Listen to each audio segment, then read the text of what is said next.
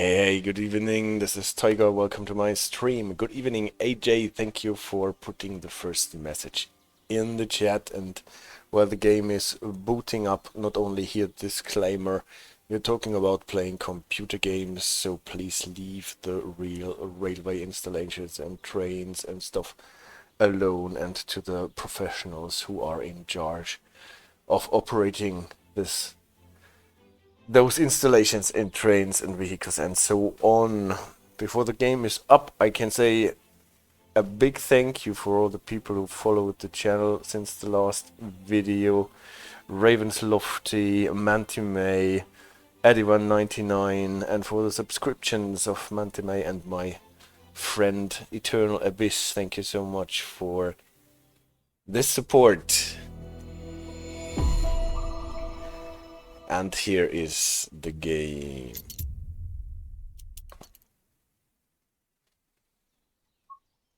Today we are tackling a new DLC, not a new one, but you know, when I say a new DLC, then it is a new DLC for me. It's the Midland Main Line that we're playing on today.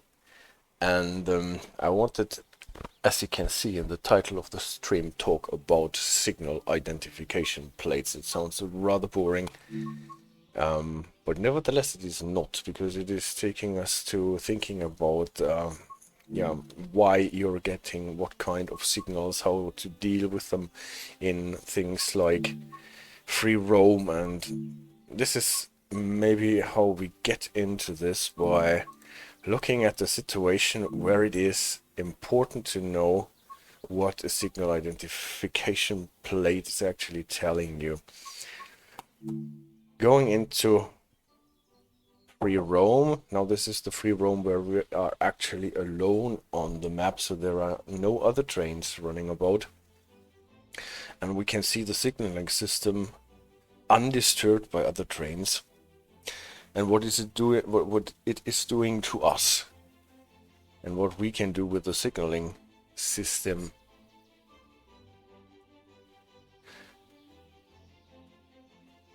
This is a really nice picture of the bridge across the Firth of Forth there, right? Looks nice, the 5-circle line.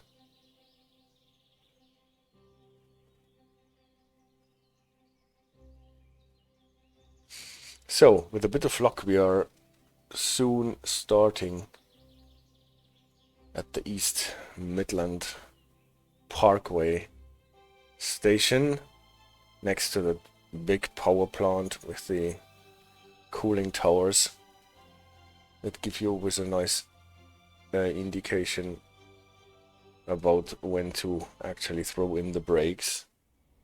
Here we are, East Midlands Parkway, and here are those cooling towers that you can see from far, far away. And why we are here is to have a look at a certain, well, anomaly or peculiarity in the signaling system that I wanted to draw your attention at. So just imagine you want to start your train here at this platform, for example, running north. Since we are in the UK, typically the trains running up north would be on the other platform, because they are running typically on the left track if there are more. Here we have 4. This is because we have down slow, up slow here on this side, and fast, up down, up fast and down fast on this side. And you can see here, we can start our train here easily, because both lines here are actually signaled in this direction, no problem at all. We want to spawn our train here. Let's take a train that is typically running here. The Sprinter, class 158, that comes with this DLC.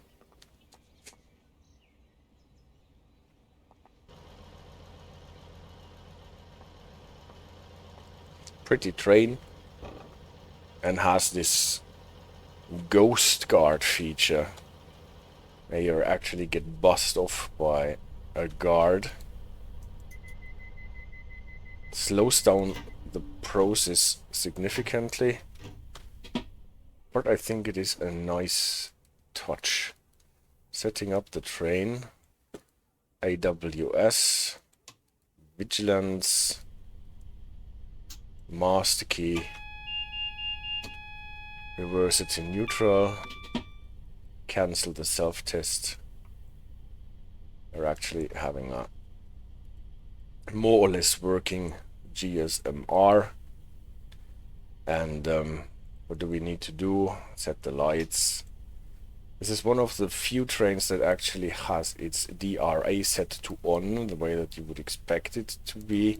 And we're sitting here at the red signal, and look who is here. Little leggy is this AJ for the game. And CD Radar, see you, you're using my white tiger emoji, that is cool. And Nick, see you on the chat. Good evening, first time finding your stream. Happy to hear about that. Thanks for leaving a message on the chat. I hope you won't regret tuning in. So, why are we here? Why is this special? Again, we are sitting on the right track, not on the left one, what is unusual but not unheard of. Obviously we have signals on this track to go to the north, and it is red at the moment because we have not set a path. And what do we do now? We are in free roam, set a path for our train to go maybe to Derby.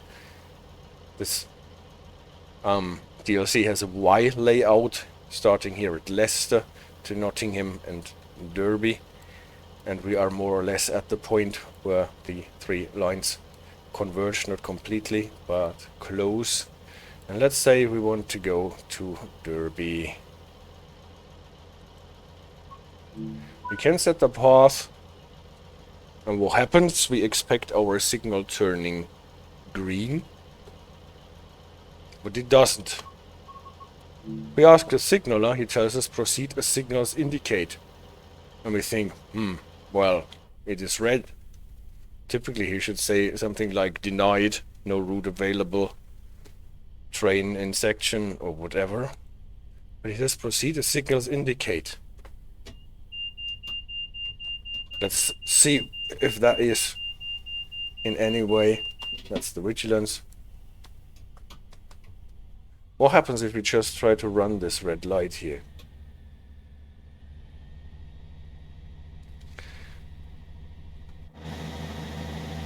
If we try to run this red light, typically we would expect SPADing out or the TPWS kicking in, but nothing of that kind happens. It is just stays red. We are not stopped. Why is that so? Why is this signal treated as not being there? And if you're actually looking at the map, you can see we passed this spot here, and there is no red dot. There is actually no signal on this line. So why is this? And the point is, this signal does not belong to our track. But how do we know that? It totally looks as if it belonged to our track. It's on the right, okay, but this is because we are on the right track anyway. The trick is here, in the signal identification plate. Not the top ones, the Sierra Tango 4497 identifies the signal, but here, the Charlie Alpha is telling us that this is a so-called co-acting signal. And if we look on the signal to the left, we can see it has the totally identical signal identification number, Sierra Tango 4497 co-acting. This is a clone of this signal here. It is just repeating what this signal here is showing. So if this signal is actually set to green, this signal will follow suit and be green.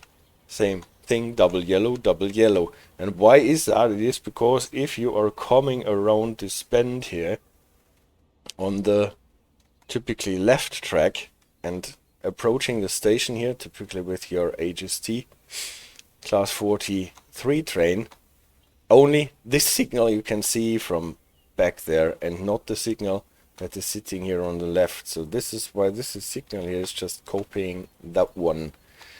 or if we're running on this line, we might mistake it, and so that everybody knows that this is just a clone, it has the CA. Super Paul, great to see you on the stream. And Nick says, learned a lot from your Deutsche Bahn YouTube tutorials. Thank you very much. I'm very happy if the videos are helpful in any way. So, and very early on today, I wanted to go into the presentation and have a look at those signal identification plates and what we can learn from them. Not only that it is a coacting signal, but what other information we can draw from signals of that kind. And afterwards we will just dip into the Brighton Main Line to have a look at some more peculiarities that I still was not able to explain, and maybe you have an explanation for me why the signals are identified the way they actually are. So this is our example line. Let's have a double line, one for each direction. Let's have a platform and a platform there. So let's have a station, but maybe after all, so that the vigilance does not always interrupt us, let's pause the game. There is a second station. There is a little junction, for example, and then you know that we have our tracks and the track layout divided into different signaling boxes, or traditionally smaller ones. They are getting bigger and bigger. You have bigger control centers that have the function of large signaling boxes, but they are typically still identified by 2, 1, or 3 letters. And in the rules, funny enough, the example images that you can find in the RSSB rulebook use the shortcut AJ, and obviously I used that here in my stream to honor AJ, and obviously you would not call it AJ here, but Alpha Juliet, because you would use the NATO alphabet, it is called here, and what you use in aviation as well. So this is the AJ, the Alpha Juliet box, and obviously then I have a Tiger signaling box on the other end, Tango Yankee on the bottom right. And let's just have a look first at the line on top that is running from the left to the right, and we would have a lot of signals here. So when I'm displaying the signals in a way that they always show the most restricting aspect that they can actually show, because we know maybe, or know it now, that not every signal in the British signaling system can show a stop aspect. There are some signals, distant signals, and as opposite to stop signals, that cannot show a stop aspect, but the worst that they can show is a yellow caution aspect. If you think big of the about the semaphore signals, then there it is obvious, the yellow ones, they can only show caution aspect, not a stop aspect. And so I show all the stop signals that we have here. Here at the junction, it typically has a junction indicator to tell you whether you're going straight ahead or across the junction. Here again, obviously you would never see a red signal with a junction indicator, because the junction indicator is only lit if there is a proceed aspect, a green or a yellow one. But here for my diagram, I combine it so that you can see what this signal can actually show, and it can show a red light, and it can show junction indicator. And Super Paul says the sub from Mantime is actually from my ex-girlfriend. I convinced her to give you the Amazon Prime sub for your great videos because I don't have any. Thank you very much, Super Paul, for convincing your ex-girlfriend to invest her Prime sub into my channel. That is really great. Also, many thanks to her. Ravens Lofty for the first time on the chat. Hiya, the email notification just arrived. Thank you so much for coming on my chat and on my stream. Yeah, back to my junction signal here. So this is not an aspect that you can encounter in real life. It is just to show that this signal is a stop signal. It can show at the worst a red aspect, and that it has a junction indicator to the left. So what are those signals, are they just arbitrary here allocated on the line? Probably not, because they have different functions. So the first signal that if you're coming into the area of a specific signaling box would be, and this is typically the first step before you're entering a station 2, is a home signal, and it is at the same time a controlled signal. What is the specific about this? So this signal does not change its aspect automatically. Typically what it is controlled by the signaler sitting in the signaling box, or nowadays more likely in a command center, and not using levers like they did it decades ago, but computerized switching machines for setting up the path for the trains that they can do.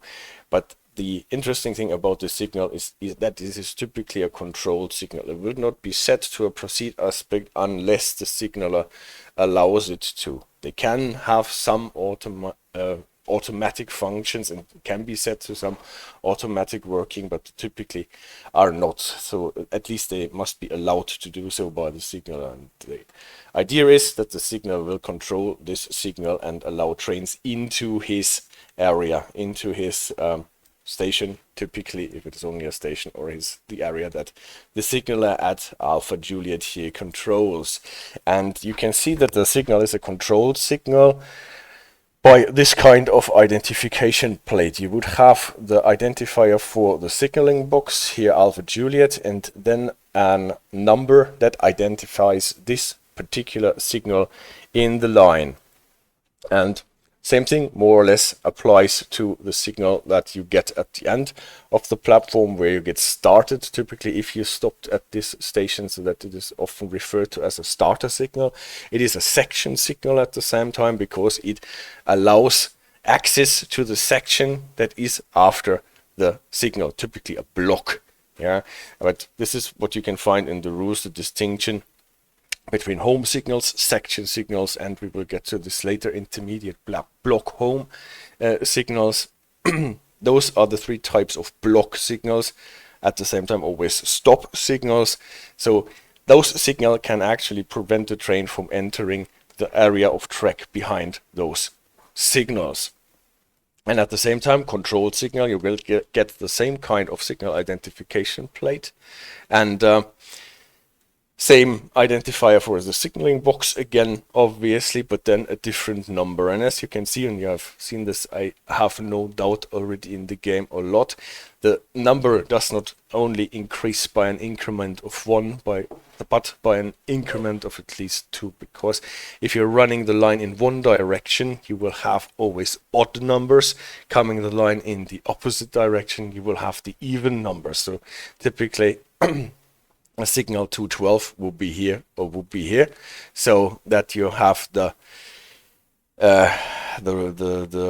numbering climbing by one increment if you go from one signal to the next, and so on. So running into one direction, you would always have an increment of 2 or even more. Sometimes they skip a number, but this makes it easily identifiable, so that you can always tell the signaler if you're talking to her or him on the GSMR at what signal you're actually sitting at the moment.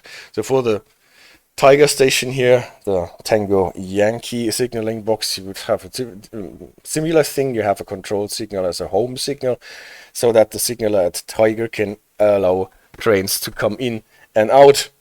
And so you have the identifier for Tango Yankee, and now we are at 219 because we have some signals in between. And the same thing here, again, a starter signal for running out of the station. So this is obviously simplified.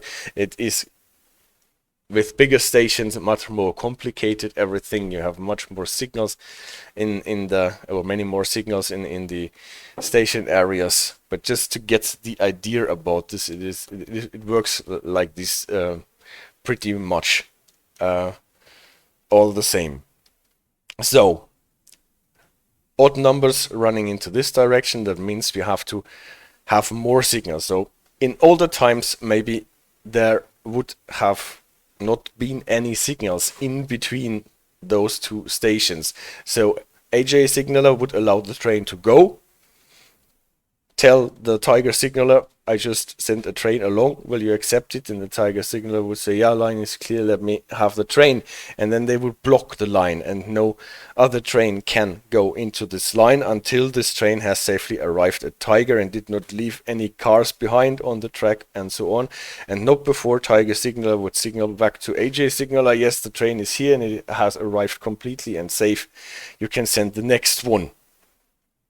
And until then, the trains would have to wait here. And this is obviously a thing that does not work well if you want to send a lot of trains along the line and if the blocks are very long. So it makes sense to subdivide the area between the two stations, and that is a thing that you can encounter a lot, that among the control signals that you can see on the line, you find then in the connecting part automatic signals that work in the automatic block system, that are not controlled by the signaler directly, but by the state of occupancy of the track between the signal and the next, and obviously the state of the signal before. So those signals would be connected with track circuits or other forms of automatic devices that can determine whether there is a train in the track that is controlled by this signal, and only if the track is clear then this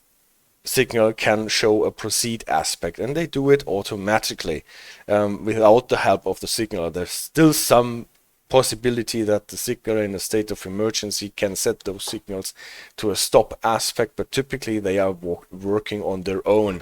And so that the driver knows that this is a signal that works automatically, it would have a plate of that kind, black horizontal bar on a white background. So you see them a lot in the game, the difference between signals that don't have the sign and signals that have the sign.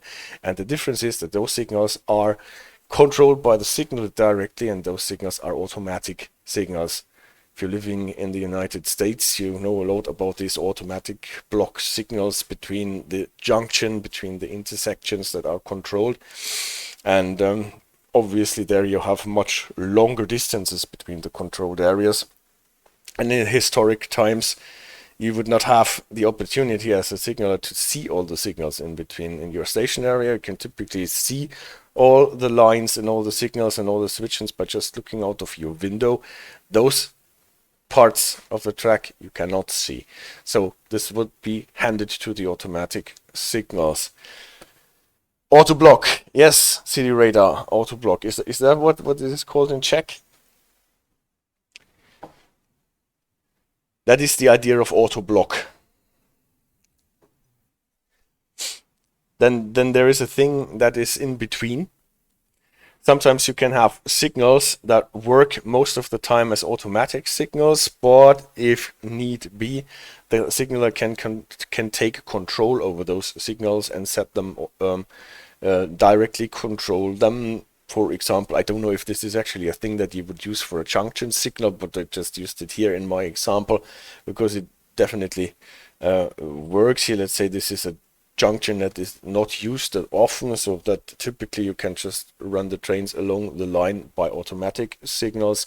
And if you have to send a train along the junction, that you can take control over this signal, and this would be then a semi-automatic signal, and it has an automatic signal plate with the word semi put into it, so that you can see this is an automatic signal that can be controlled by the signal. So this is not so super clear cut, because most of the signals can be set to working automatically, and the signaler can take control over those signals, but the intensity of this differs, right? So the controlled signals are typically controlled unless there is for some reasons a way that the signaler can put them in some sort of automatic behavior. The automatic signals function automatically until in an emergency the signaler sets them to red, and the semi-automatic signal is somewhere in between. So they typically can work most of the time automatically, and the signaler can take control if need be. CD Radar says interesting thing is that our auto block signals show green as default. Yeah, interesting thing, when we go into the free roam on the Brighton Main Line, we will see that the signals in the game in free roam, the automatic block signals, show green as a default. The control signals show red as a default in free roam if there is no other train on the track, and the automatic signals show green as a default because the track behind them is free. So each section will have track insulators, says Nick. Yeah, those are the things that I said, the devices for determining whether there is a train in the track. Can be a track circuit, can be an axle counter. Depends on how it is actually facilitated that the system, the signaling system, can determine whether there is a train in this particular piece of track.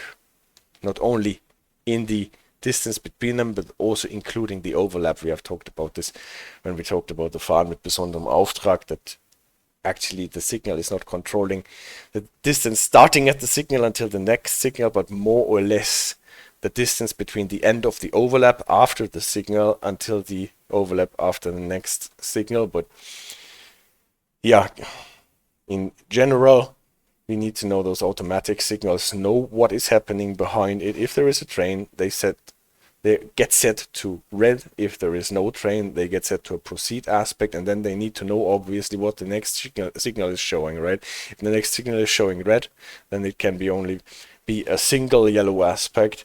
If the next signal is showing a single yellow, then it can be a double yellow in a 4-aspect signaling system, and only if the next signal is showing a double yellow, then it can be set to green.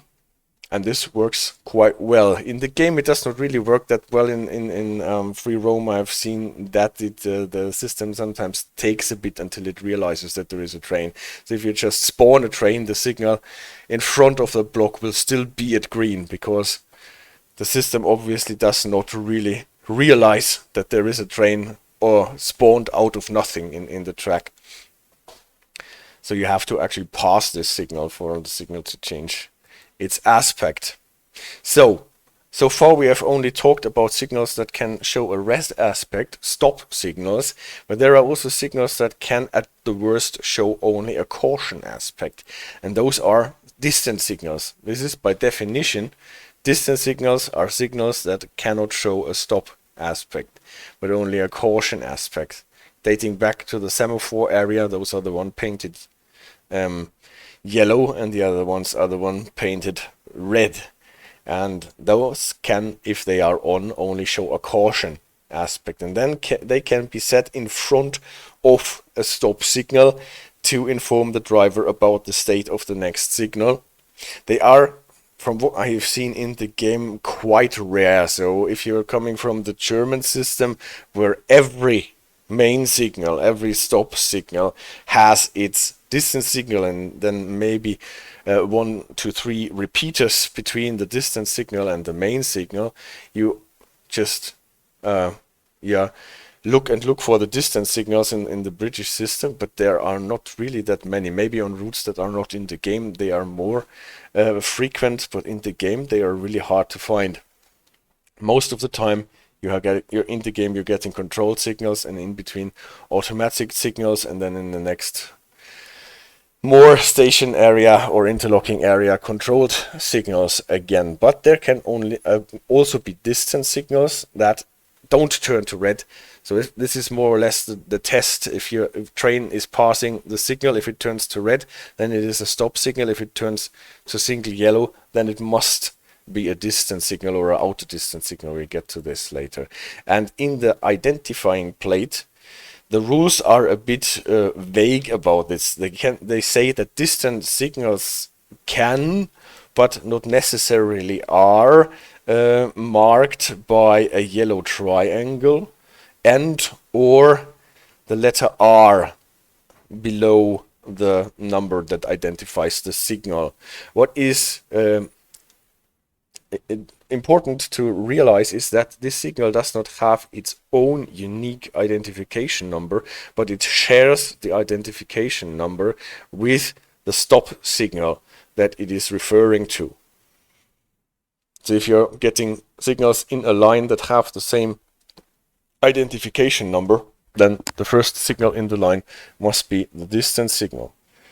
In the standards that show you how those plates here must be built, you also can find identification plates that have both the white triangle and the R on the plate for the distance signal.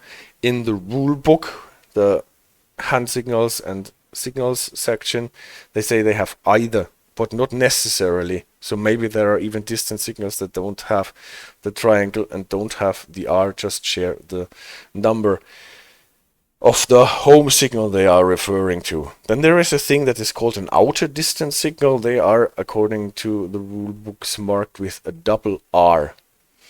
I have found one instance in the game with a signal of that kind. I'm sure there are more than one, but I have not been able to find more of them. And from what I have seen, the thing of choice to do would more or less be to use automatic signal all the way around. Then you don't need distance signals at all. So the distance signals are in this instance used on the line for the opposite direction that is signaled anyway, so that is a bidirectional line, but it is signaled in a probably a bit inferior way with a smaller number of signals in between. So Nick, what are you saying? In the UK, drivers relay a lot of route knowledge. That is true. Can be tricky if you're not familiar with the route. That is totally true. In the UK, route knowledge is everything, and typically drivers learn the route in a way that they know every signal, for every signal, what they are and what they can show and what it is. And CD Radar says, I wonder where the diversion leads to the CD Radar signaling box. Obviously, the Charlie Delta Romeo signaling box. Just did not put it on the map. We will get this for the for the more complicated signaling stuff then. So this is this, and an outer distance signal is a distance signal, at least this is how it is described in the rules, that is a bit further away from the home signal. It can be in a two-tier system that you first get the outer distance signal, then the distance signal, but it is also possible that you only get the outer distance signal, more remote from the home signal. And yeah, if you have both, then obviously the worst aspect that the RR, the outer distance signal, can show is the double yellow, because the distance signal then shows the single yellow and then the home signal shows the stop aspect. So what other kinds of identification plates can there be? Those thingies, obviously we love them because they give us, or are supposed to give us, an information about the corresponding home signal as well, a bit like distance signals, but they are not signals, they are banner repeaters. They come in two versions. The one is either horizontal or tilted by 45 degrees. That would be the banner repeating signal. It has quite obvious the BR for banner repeating underneath. And they come, as I said, in two varieties, 2-aspect and 3-aspect banner repeaters. On the 2-aspect banner repeaters, for every proceed aspect you get this here, be it yellow, double yellow or green. And on the 3-aspect banner repeater, it distinguishes between yellow aspects. You would get the tilted bar on white background, and for a green home signal you will get it on green background. That is called a 3-state banner repeating signal. It has the BR just as well, and has this, well, circle that is divided by a horizontal line on the identification plate. So if you're passing 3-state banner repeater of this kind with this identification mark on the identification plate, and it is not green in the background but only white with a 45-degree tilted bar, then you know that the next signal is one that you have to acknowledge with your AWS, because it will be a yellow aspect. Do we have anything else? Yeah, for this we look at the line going in the opposite direction, going from right to left, so the lower line, the line for the opposite direction. And let's say this is the line that is used not that much probably, or at least the signaling that we use for that is a bit more arcane. Obviously the Tiger signaling box has a starter signal here as well. It is a section signal allowing the trains going towards AJ signaling box, and this is the home signal for the AJ signaling box coming from this direction. So as we said, this would be quite a long journey, and Tiger signaler cannot send trains on their way until the train has actually arrived here. So the trains would clog the Tiger station down here, and for that we can have an installation, a signal that subdivides this block without being an automatic signal, but a signal that can have an identification plate of this kind. Here the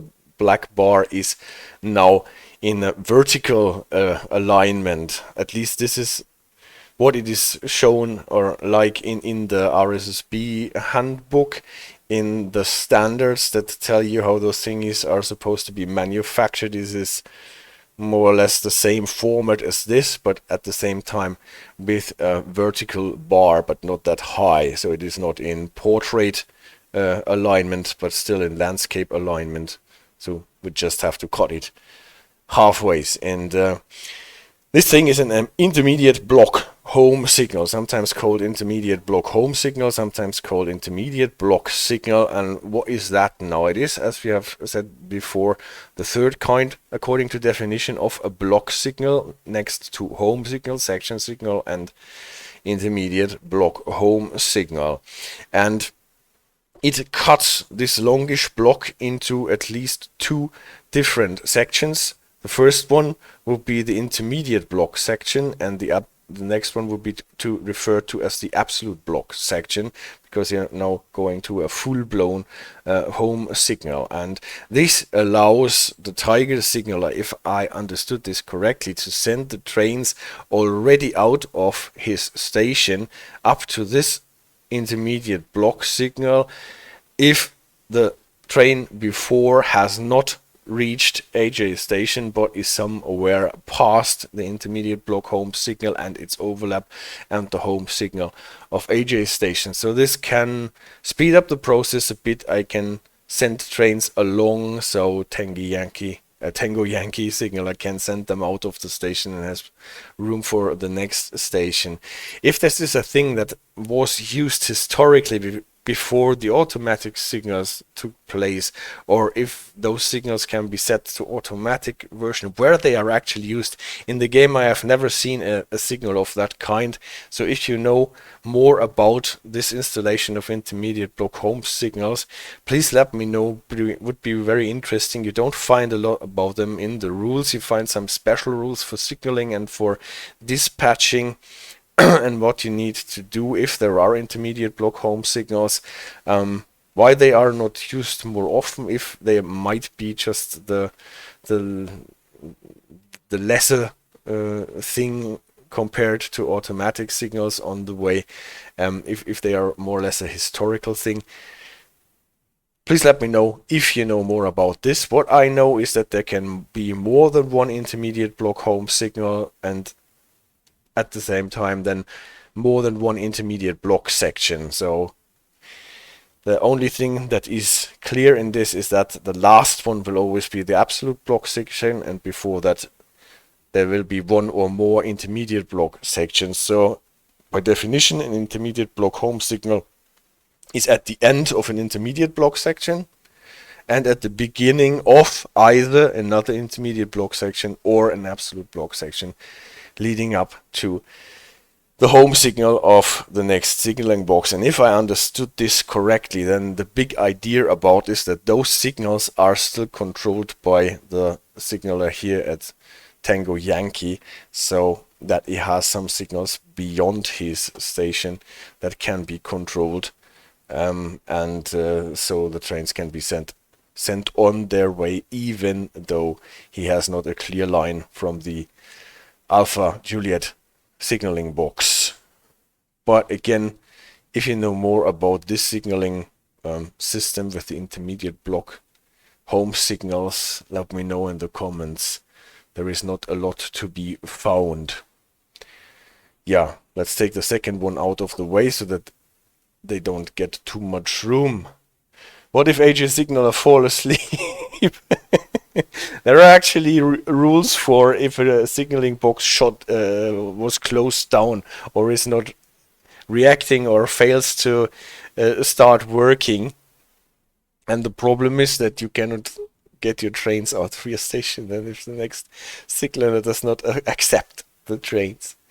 But you can at least send them to the intermediate block home signal, and then the train will be marooned there forever until someone wakes AJ signaling block. Hey, says AJ. Okay, and the last thing is what we have talked about in the beginning. It is the co-acting signal with the CA, the Charlie Alpha, on the identifying plate.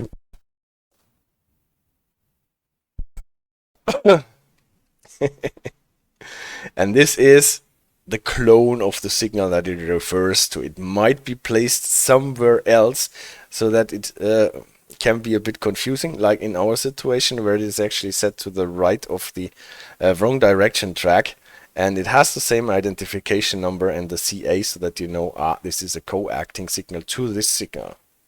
Spectre, hey, nice to have you. Hope you had nice Easter holidays. He says, yes, I hope you as well. We finally made it through the Easter holidays more or less in one piece.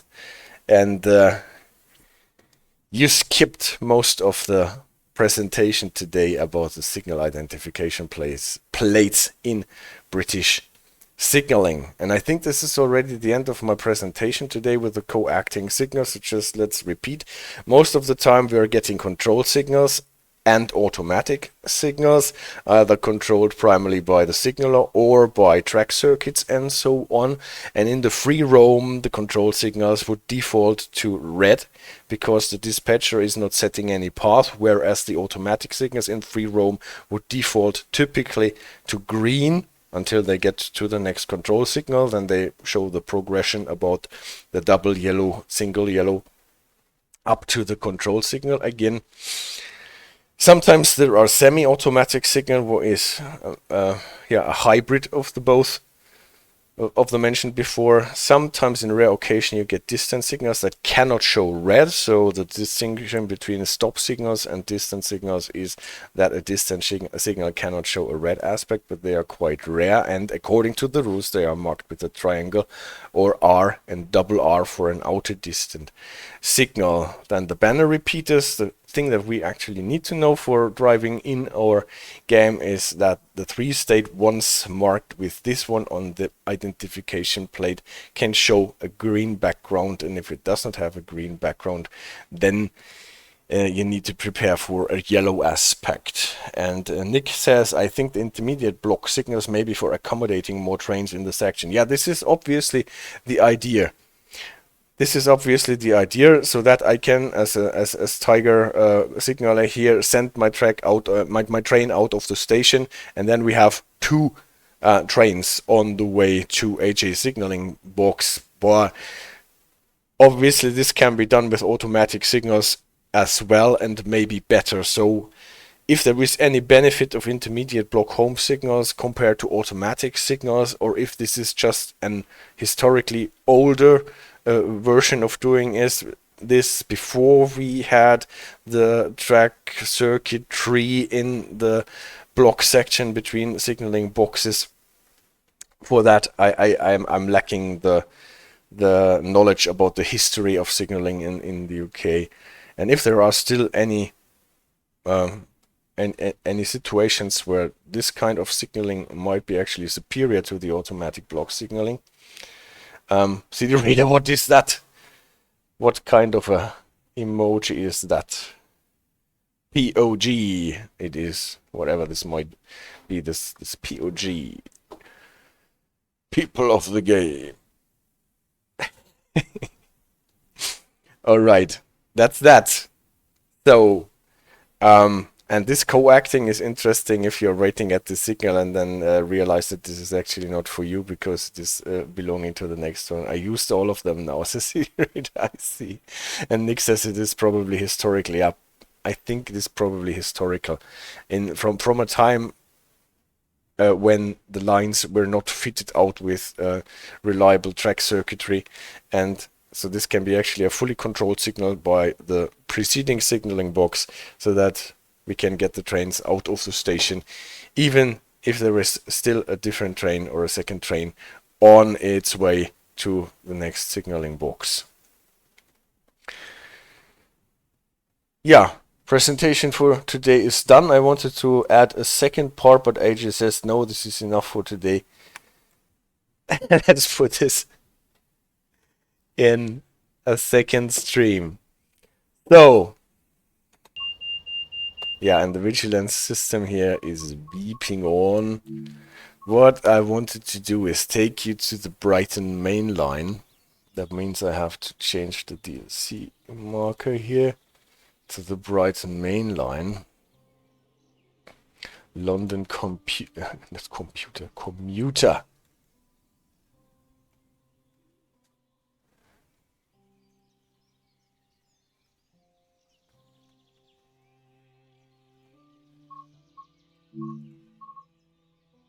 Nah. So where are we? London commuter here. And I wanted again go... I already have a video covering junction signaling. It is in Birmingham, Cross City. And there we have a video dedicated to junction signaling alone. It is like... when was it? I don't remember when it was. So it's quite a couple of streams ago, but you will find it on the YouTube channel. It is actually called junction signaling, British signaling or UK signaling, junction signaling. So where did I want to go? I think I wanted to go to Wivelsfield, or is it Wivelsfield? At least this is where I wanted to go. Whatever this station is, to be pronounced correctly.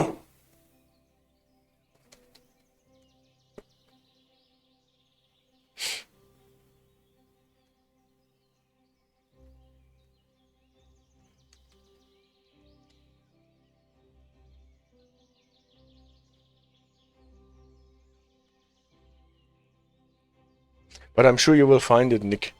And let me know if it was useful.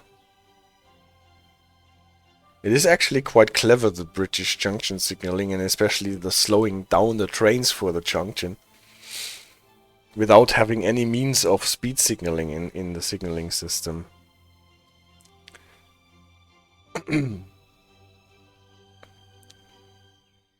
So, game, come on. Throw us onto the Brighton Main Line. Wivelsfield is one of the stations on the south side of Gatwick Airport, where we only have a pair of tracks, so no fast and slow, but only one pair of tracks for both directions.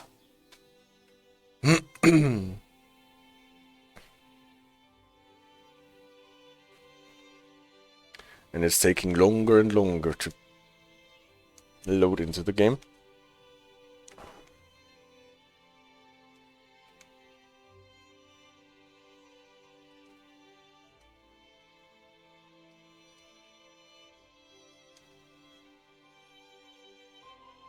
So I hope it did not crash. No, it didn't. Now I can hear it coming. At least I thought so.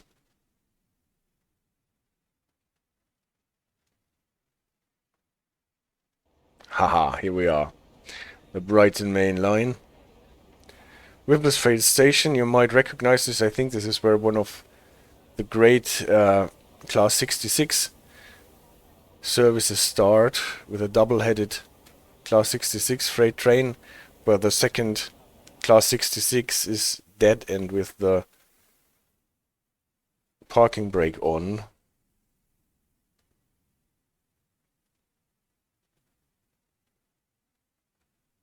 So, and now it is not working anymore. After all, it froze my game.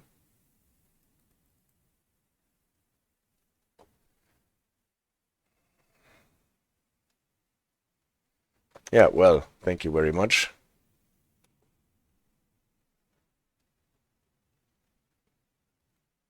Train sim world is not responding. I left it too long in the vigilance alarm, maybe. So, start it again.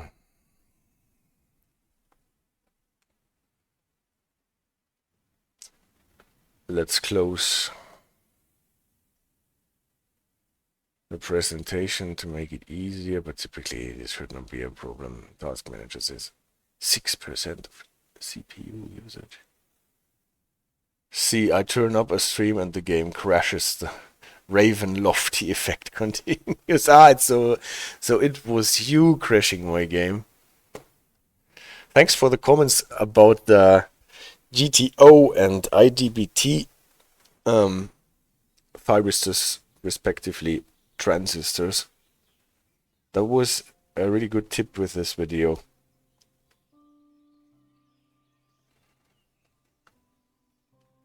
And maybe I should play SimRail again, and let's chat in the meantime. What have you been up today?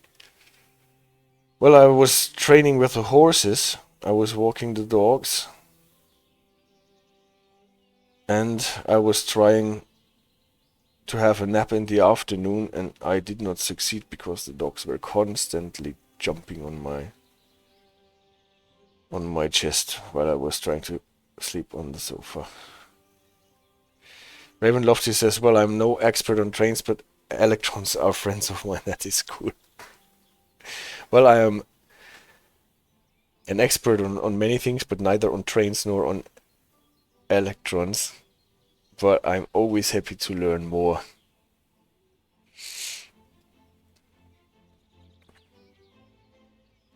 And CD Raider smiles about SimRail.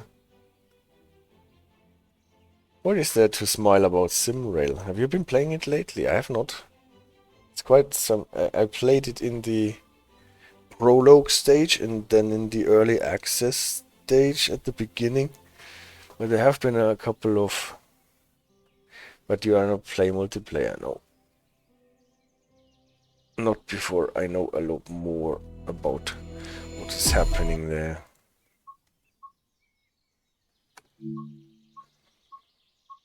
So, can we go to Wivelsfield now in the free roam, please?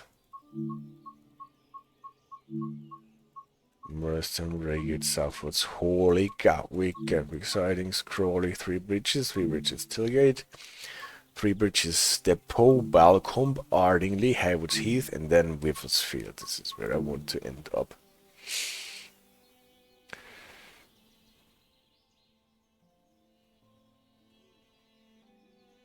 Traffic dispatching in SimRail. Yeah, this must be great. Feels a bit less lonely to drive a train for several hours.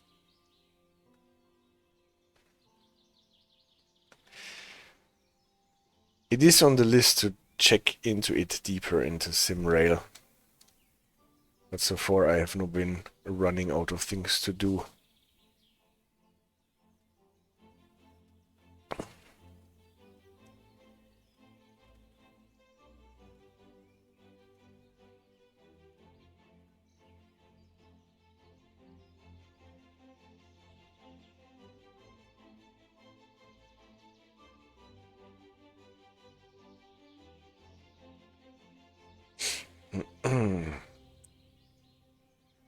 So hopefully this time we're actually getting to be in Wivelsfield.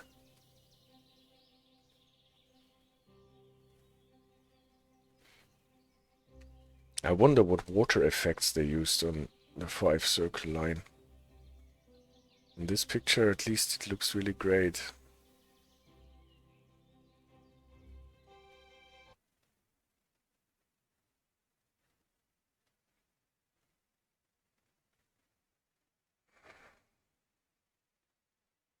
So, will you crash again, game?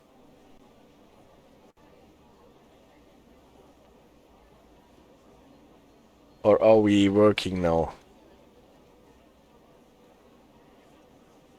Yeah, and here we can see what we have been talking about. Those signals there, you can see the junction indicators, the feathers on top of them. Those are controlled signals and they are red, whereas this signal there is an automatic signal and it is set to green by default. It does amaze me how you managed to pull up the official documents and procedures though. It seems really difficult to obtain them. Not so much actually. Well, it depends. I don't get them for all of the railways, unfortunately, but the more state or government controlled a railway is, the better the chances to actually get hold of the official documents. Like, if you have a system in Germany with an infrastructure provider that is more or less doomed to let everyone on the network, so they are also required to publish openly all the requirements for running trains on this network. Then in France, where it is more or less public law, you obviously have to publish public law. And it gets really hard on the American things. Because there you typically have every carrier with their own operating rules, and then sometimes you can find outdated versions of their employee timetables and operating rules. Now it is a super slideshow because it is so laggy. Well, at least I made it into the train. And now I can use the external cameras. It's no difference to the rest of the video. Oh, I'm sorry if this is a slideshow today. Laggedy. So, again, here identification plate with the marker for the automatic signal, and as it was to be expected, the signal is showing green because the track behind is clear. And here we have controlled signals. Only the identification plate without any additional sign, and the feathers for the junctions, and they are red because they are controlled. And we can also see that we have the signals into this direction, 369 and 371, with the odd numbers, whereas the even numbers are going into that direction. Here is a banner repeater that does not have an identification plate. Not entirely sure if this is because it is in a station or if this is because it has been forgotten. So see there quite a lot that if you have this in a station, they don't always have an identification plate. Yeah, here the even numbers. And now let's drive a bit towards Haywards Heath, because this is the part of the line where we can actually find outer distance signals and distance signals until we get to Haywards Heath. Set the path to Haywards Heath. How far do we have to go to until we get there? Not that I miss it. Here. No.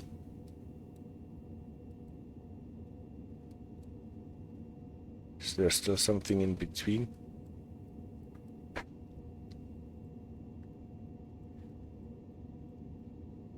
Ah, it's the tunnel. And here is Haywards Heath. 4 lines. And let's stay on the wrong direction line. Because this is a wrong direction line that is actually signaled. Key. Forward. And I turned on all the safety devices then we should be good to go here.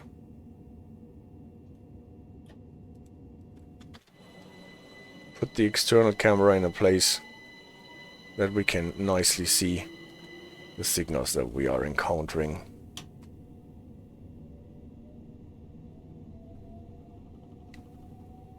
Again, I'm driving on the wrong direction track. That is not completely a wrong direction track because it is signaled in this direction still. But I think already at the next signaling bridge we will see the difference in signaling for the left track, the one that is usually used for trains running into this direction, and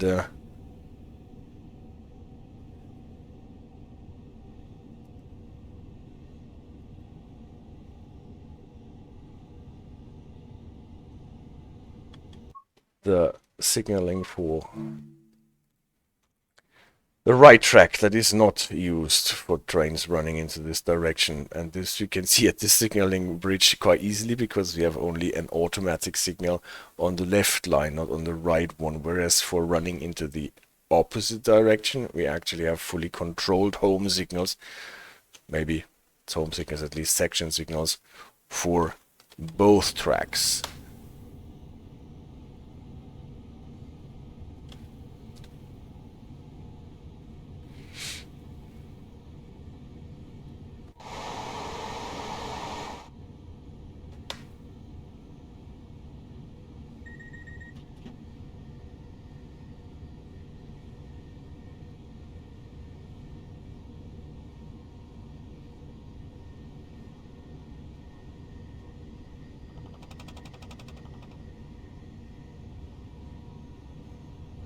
And here now, again, oh, I mustn't go faster.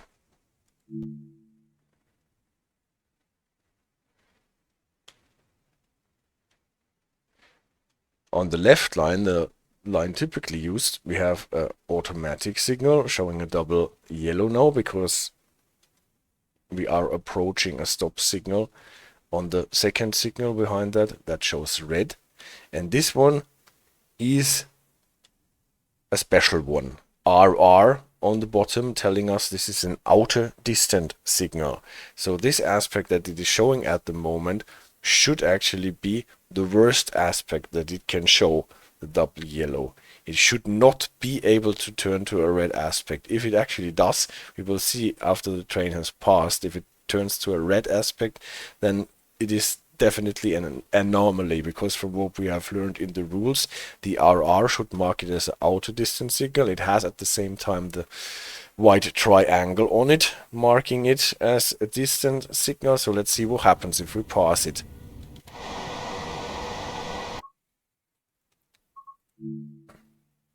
And what happened, not this direction one, it actually stays as a double yellow.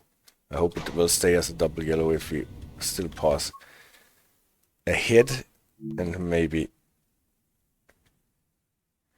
out of the overlap.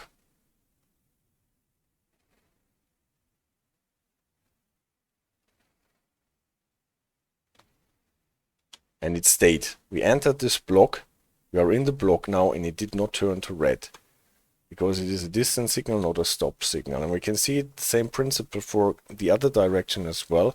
Here the left track again is the one typically used. It has automatic signals, and on the right side this is not an automatic signal, but it is here white triangle and R, a distance signal. It can only show the single yellow as the worst aspect.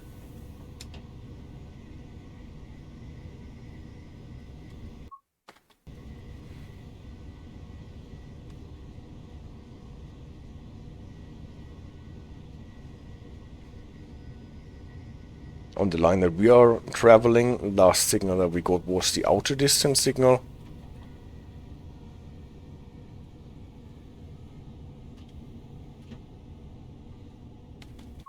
Now we are getting the one that with a single R and the white triangle at the same time. Not the automatic one that we have on the left side, but this is the distance signal. Worst aspect that it can show is yellow.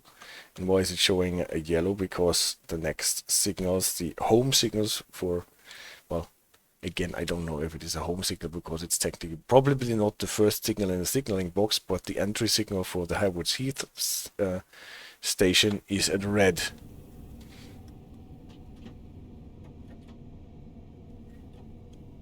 Again, let's check if the signal stayed at yellow after we passed it.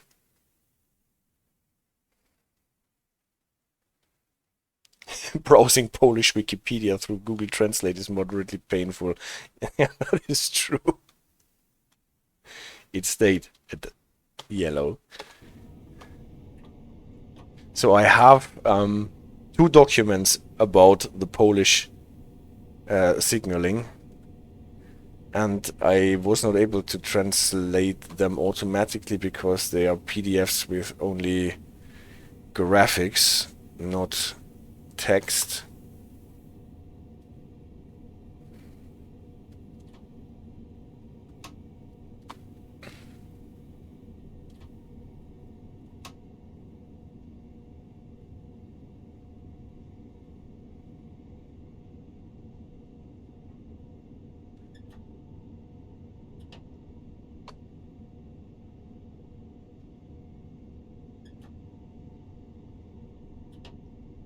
So, and now interestingly enough,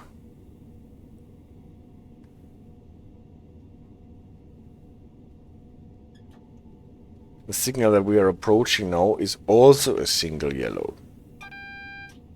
Or is it even a double yellow? No, it is a single yellow. So we got a succession of double yellow, single yellow, and again single yellow. So maybe it just switched when we were approaching. Or our signaling sequence here is weird. A controlled one, not an automatic one. We can be sent into at least 4 different directions. Here with the subsidiary signals still on, can be even 5 if you look at this. They are all based on OSJD. Yes, I think so, but they have some special signaling for the automatic signals in the Polish system that is not necessarily completely OSJD, and they more or less use the same semaphore signals that we know in Germany. At least they totally look the same. So historically they are quite close, those systems. And I still have CD Radar's document about the Czech signaling system, what has a lot of text between the pictures.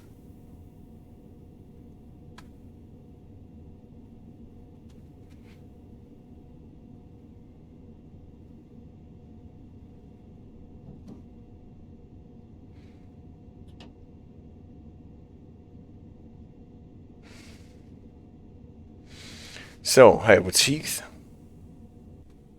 A highly surprising thing I learned, she says, is that the Greek semaphore signaling is also basically the German semaphores. Yeah, that I have heard that too. But this is because the Greek railway, at the time when they started to build a railway there, was more or less built by German engineers, if I'm not mistaken, or Austrian engineers.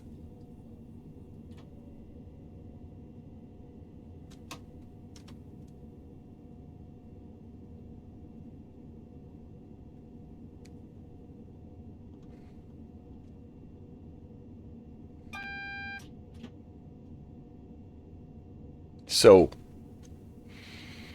and now I thought I have understood this system. If there is an R or a white triangle, then it is a distance signal. And a distance signal can never show a red aspect. And then this happened.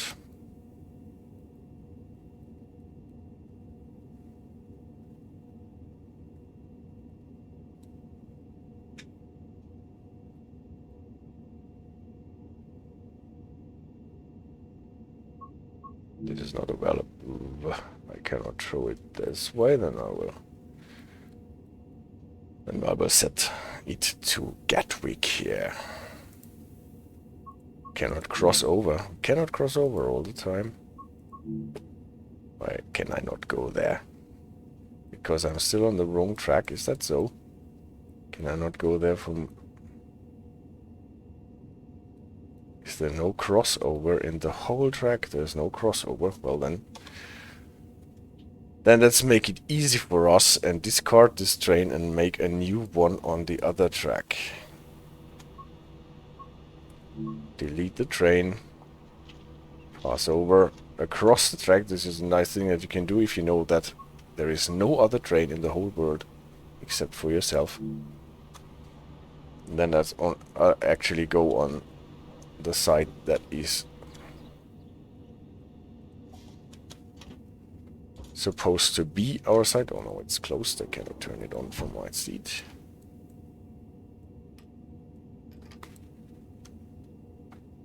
Where is my seat? Here's my seat.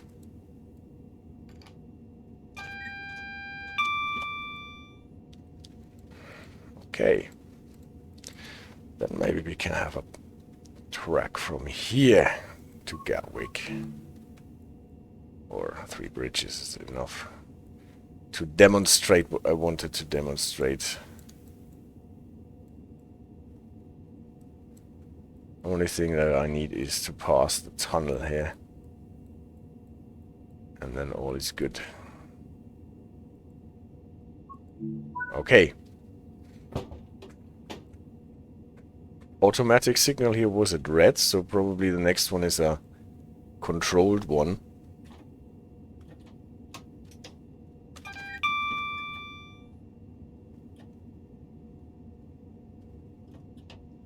What's up?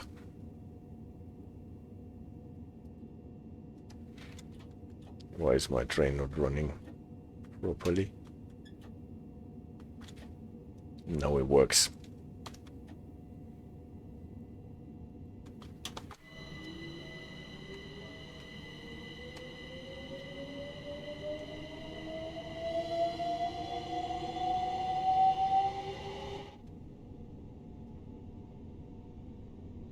So again, distance signals cannot show red. Distance signals are marked by a white triangle, or at least they are sometimes marked by a white triangle. A different function of a white triangle, I did not find it in the rules. Here those countdown markers tell you that there is a signal incoming. Sometimes, not on all signals. The orange and white ones. Here you see, control signal. This is why the automatic signal was red. Well, could have been yellow, no? Even if the next one is red. It's not the completely clear behavior of the automatic signals in the free roam.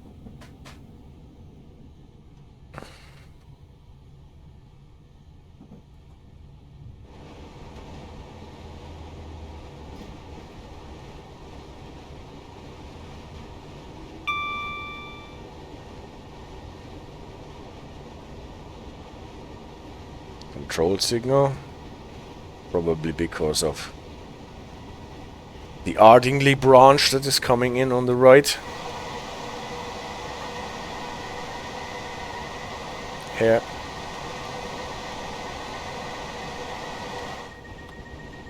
Oh. Now I got a vigilance emergency brake because I was looking out of the window for too long. Yes, you don't need necessary to stop the train to a full standstill.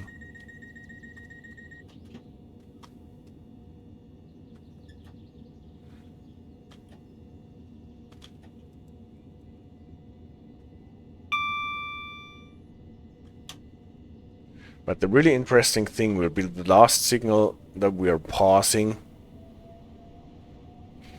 before we enter the tunnel.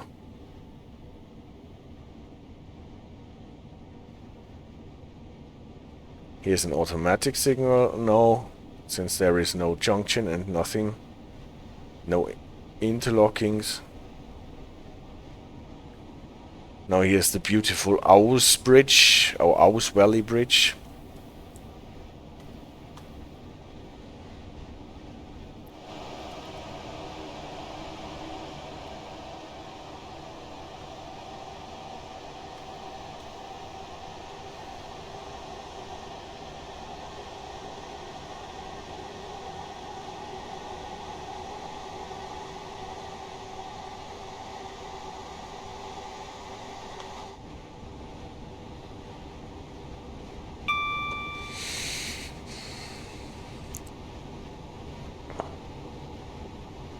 Google Translate, yeah, it can actually work miracles sometimes.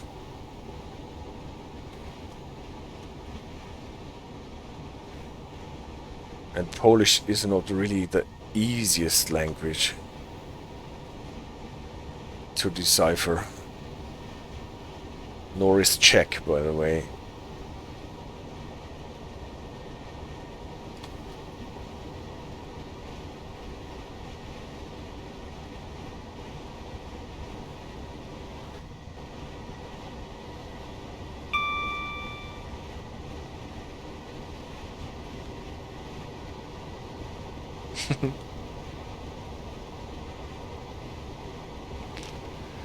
Yes, I think I have something similar.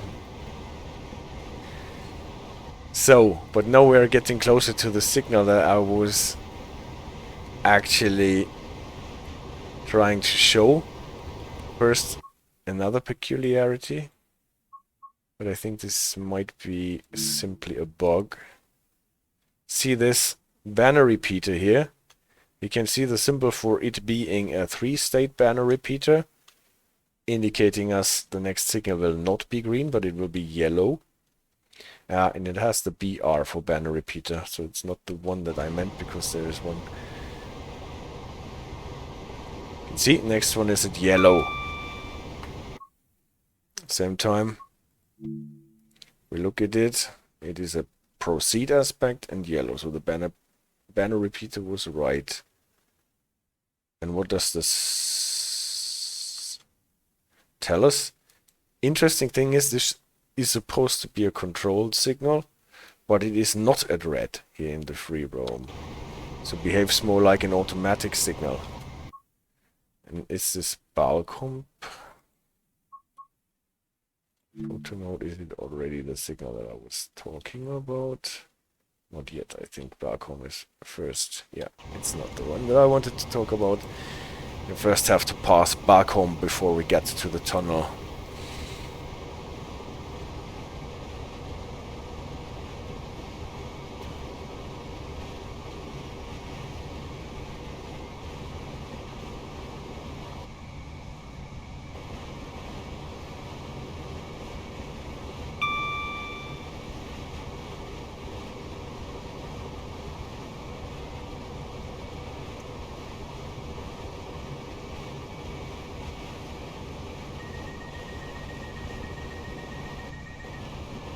Ah, now I know why.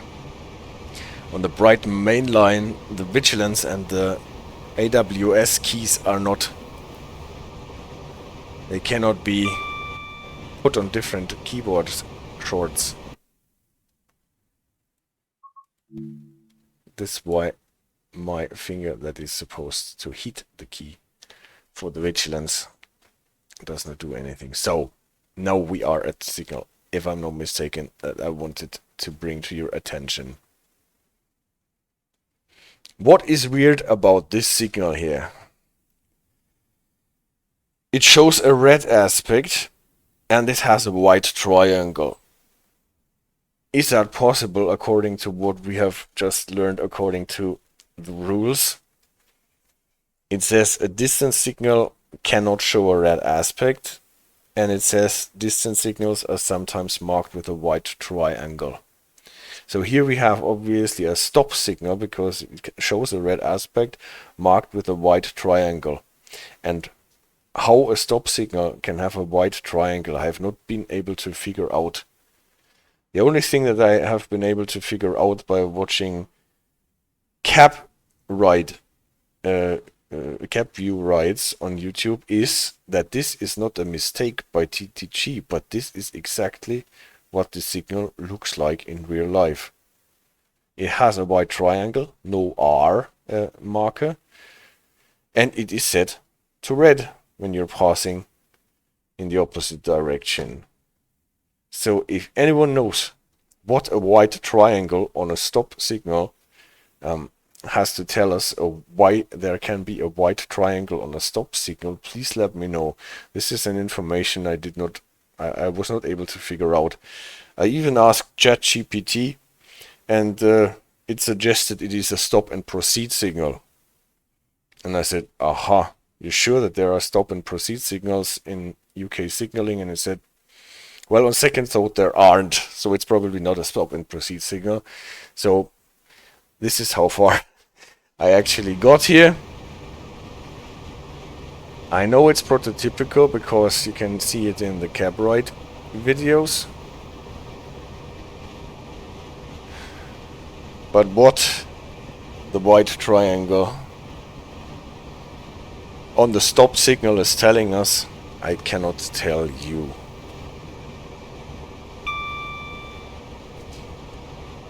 What I did, I downloaded the Signaler's Handbook so that I am not only working on the basis of my driver's handbook, but also on the Signaler's Handbook and Signaler's Technician's Handbook.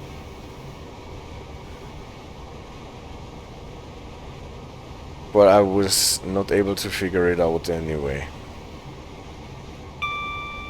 Oh, we're going to the left. For that we have to slow down to 70 if I'm not mistaken.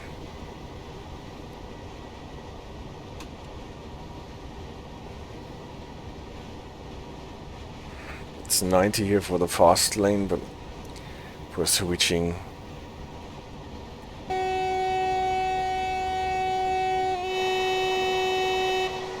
Thanks for redeeming the horn, Super Paul.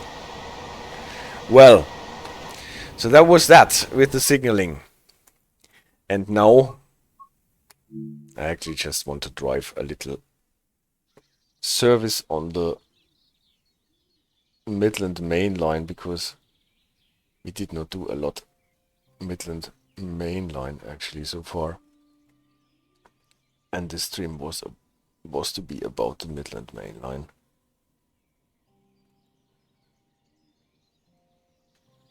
A short service from Nottingham to Derby or the other way around.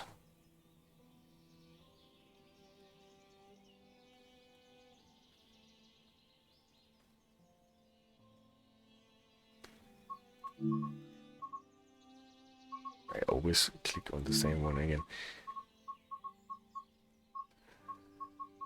Where are you? Midland Main. Because I wanted to talk about the ghost guard that we have on this train. I don't know if you remember, maybe you do, when we were talking about the Glossop on the Glossop line about train dispatch and station duty, that it would be cool if there was an automatic guard to bus you off. And this train here actually has a guard to bus you off. The annoying thing is that this guard is super slow and it takes a lot of time. As someone who lives in Derby, I think I'm obliged to correct you. Derby, yes! Derby, thank you very much. I'm so sorry for butchering the name of the city that you're living in. Derby.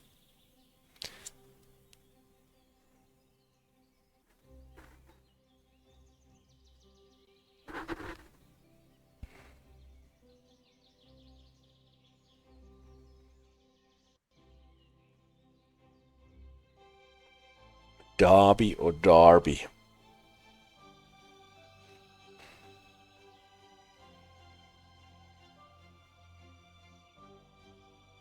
So a good thing that we're going to Nottingham and not to Leicester. It is Leicester, right? The city at the south end of the Midland thing here. Or am I doing this wrong again? Derby to Leicester and Nottingham.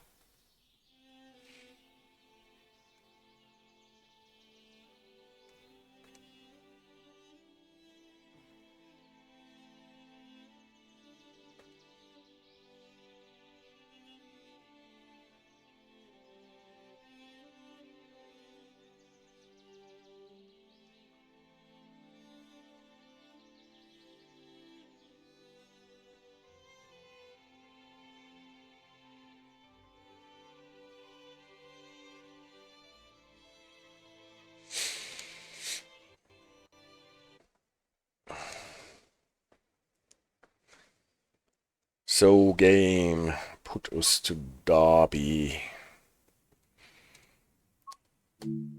So, sitting at a red signal, from what we have learned is that we can, oh, it's switched to green anyway. We can unlock our doors at a red signal, but we are not allowed to close our doors as long as the signal does not show a proceed aspect or we have a special permission for doing so.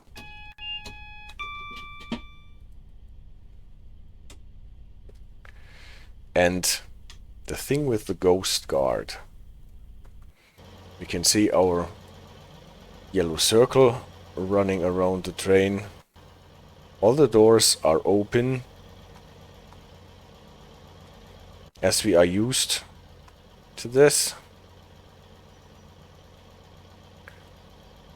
Now we're getting the commands of locking the door and see what happens. I hit the button of locking the doors on my keyboard because in our cab we don't have a button for that, and see what happens.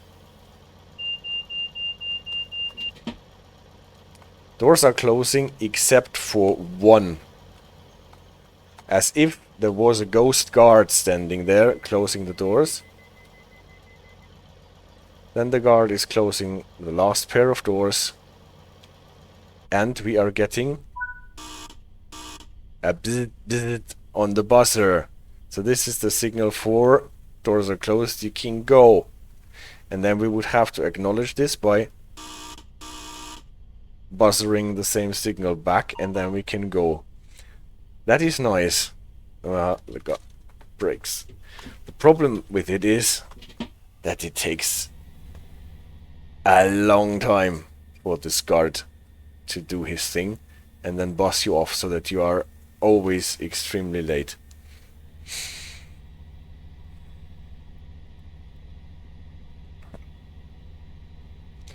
Zarif, hello, good evening.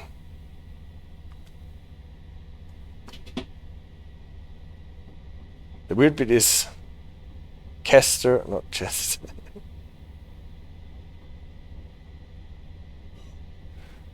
Oh, there was a lot. Just be thankful I don't live... Yeah! Loughborough! This is actually where we're going through here. Though don't emphasize the ham in Nottingham. It's more like Nottingham, I see. It is Rochester and not Rooster. Said Spectre. Oh, Spectre has the same color.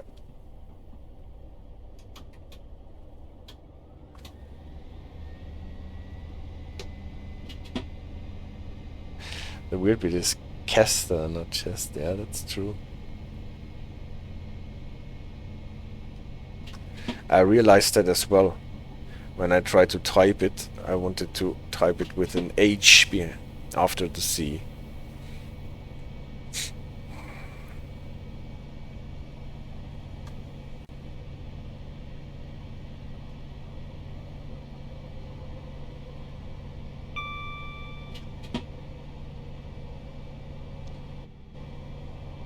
Loughborough is Luff-bruh.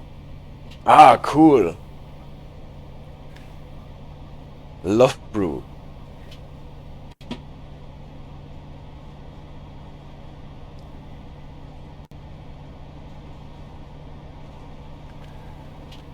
So Derby, Nottingham, Luff-bruh and Leicester.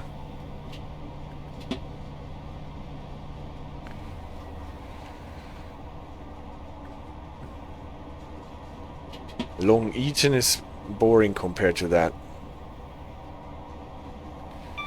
Another weird bit what jumps to your eye is that you are getting the speed profile for the HST, the high-speed train here, not the speed profile for the regular passenger services.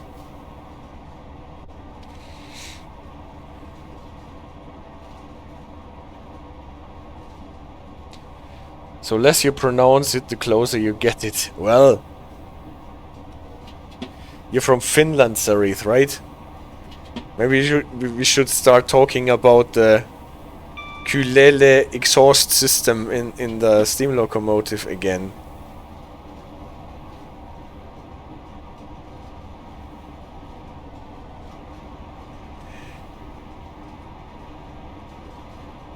The Kulchap thing.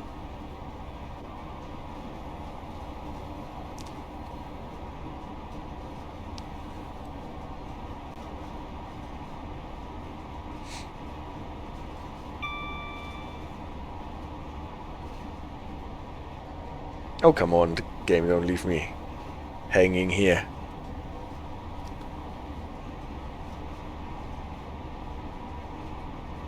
We pronounce everything to the letter, or else we might say something different. I see.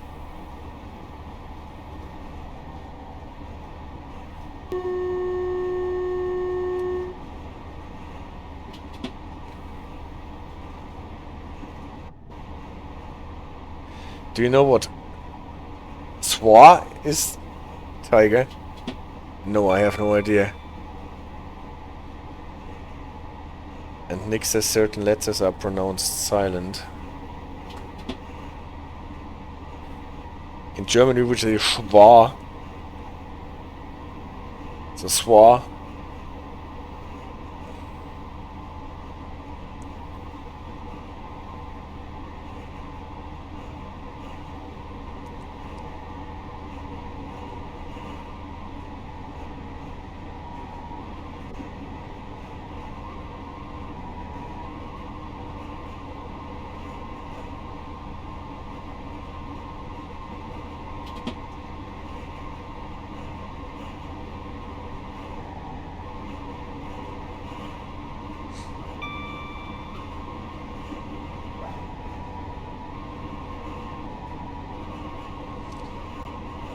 So what has my game today? This laggy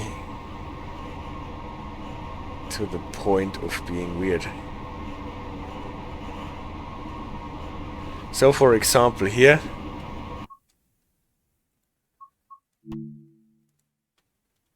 we have those differentiated speeds, 100 for regular trains and HST trains 110. And we are getting the 110 from this sign here. Probably because the game can only distinguish between passenger services and freight services. And unlike other DLCs, at least in this DLC, it does not take into consideration that this train can only go 90.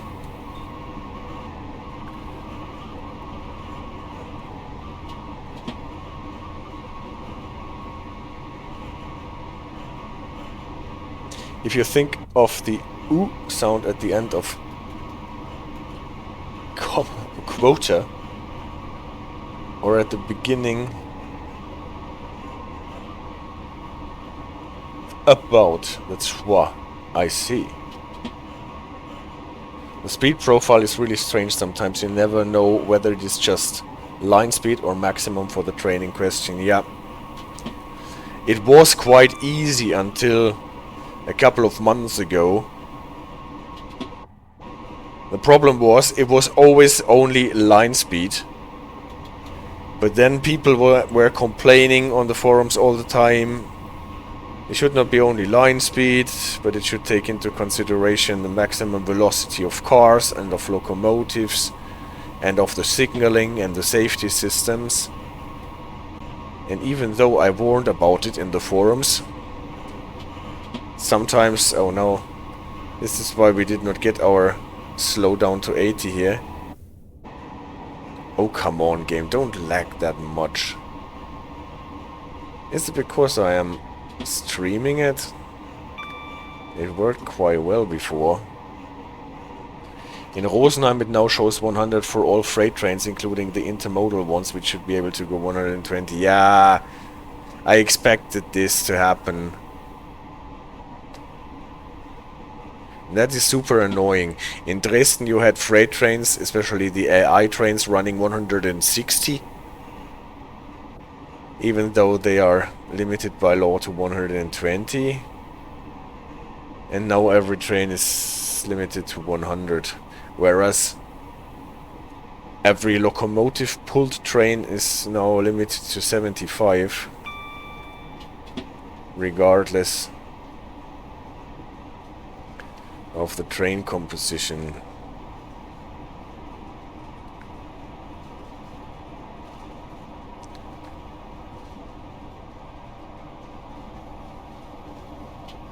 $160 backwards, yeah.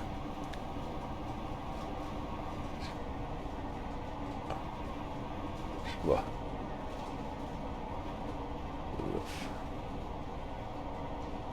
Luff-bruh.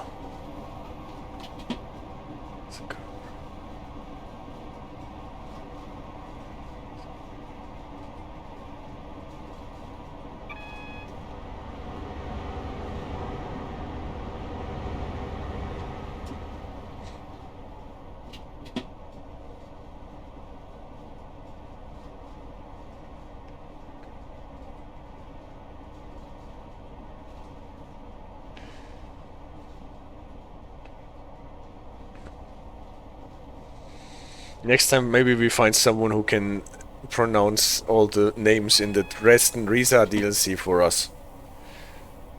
Like Zitschewitsch and Kötschenbroda and those names.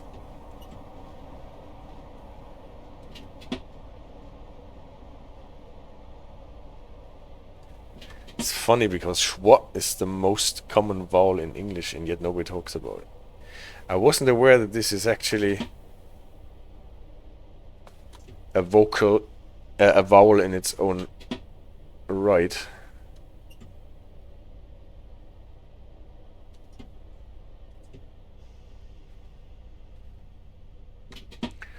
Maybe you did not notice, but this here is actually quite an interesting situation.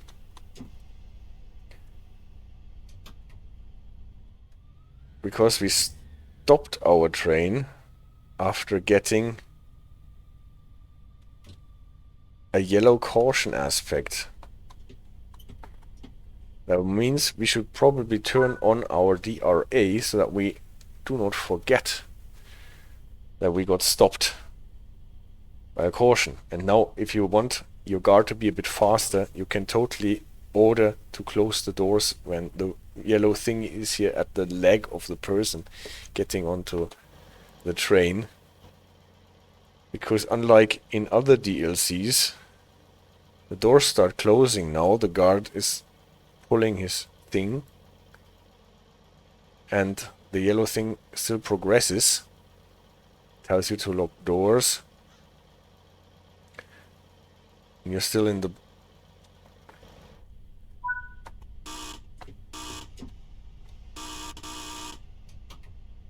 and then you don't lose that much time.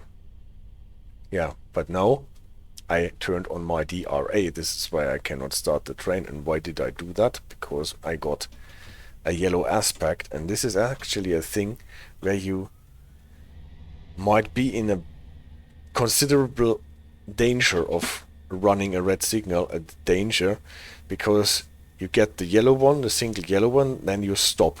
Then you are busy with your train, your station duties, and then you close your door and think, okay, we can go on. And then you might have forgotten that you stopped here under caution. And this is especially weird because we cannot see the next signal. I guess this is why we are even allowed to start the train. Still under caution, because we can't see the signal. It's actually red. And it is an approach control signal. That means we have to approach it. And it won't change to green or a proceed aspect until we're close enough and slow enough.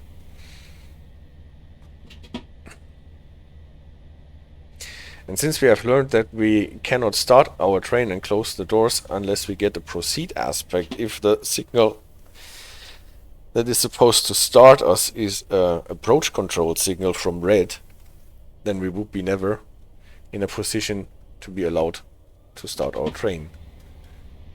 So there must be some special permit from the signaler then, or the approach control signal is so far away, like here, that we cannot see it, so that we can start the train anyway. Yeah, we should circle, right?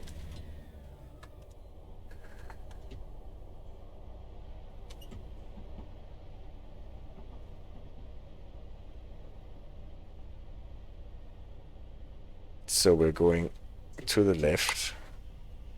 That's why we have to slow down to 15.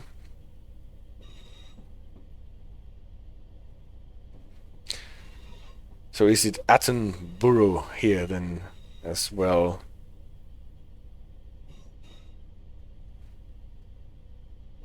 On the Boston Providence there is Attenborough, right? With B-O-R-O.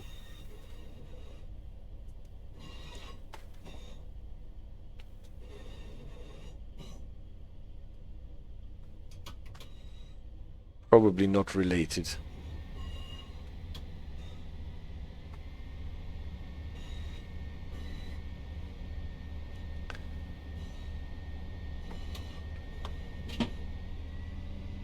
In Attenborough, only the trains coming from Derby are stopping, not the ones that are coming from Leicester. Oh, I'm speeding. I can't go faster than 30 on this part. Position 4 on the junction signal here.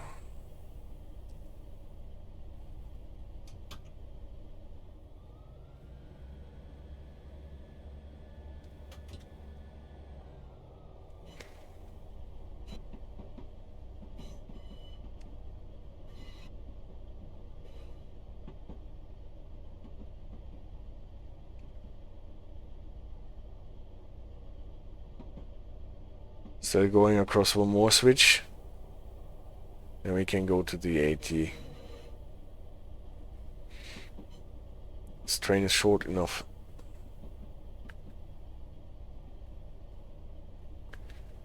So that we can accelerate soon.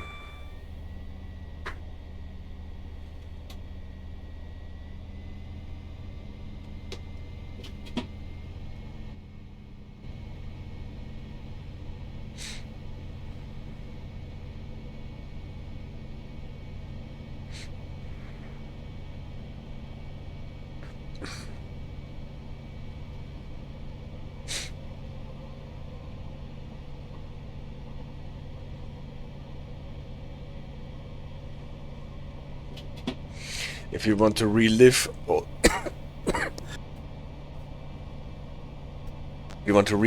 the acronyms for the different kinds of level crossings, then you should look at the sectional appendix for this part of the track here.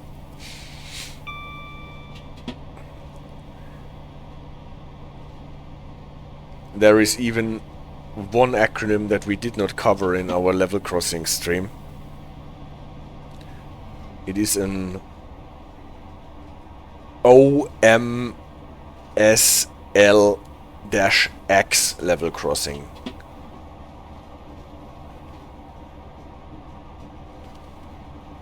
Luff-bruh.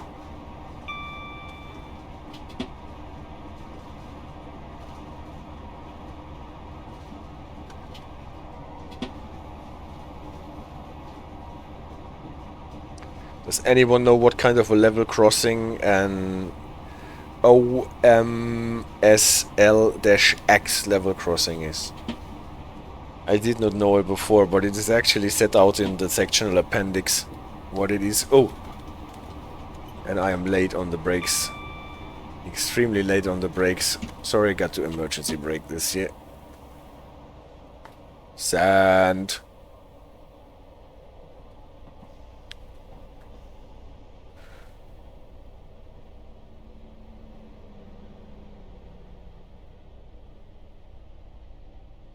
Yes, you're right. And the dash X is for what?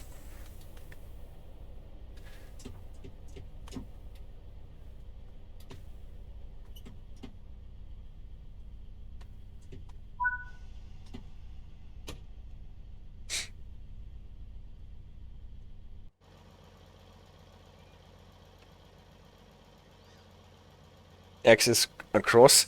Yeah, almost. But the overlay miniature stoplight is just right. It's exactly what it is. The dash X marks it that it has also a sensor for the wrong direction movement across this level crossing.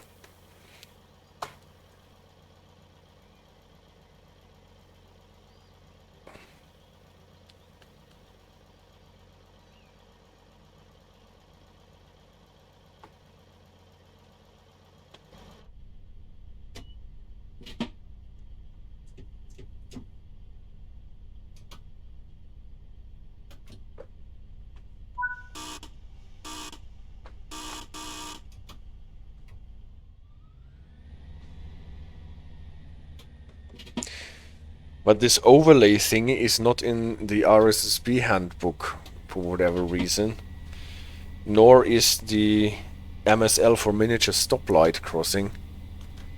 They just say they just call those kinds of crossings GR or RG for red-green crossings.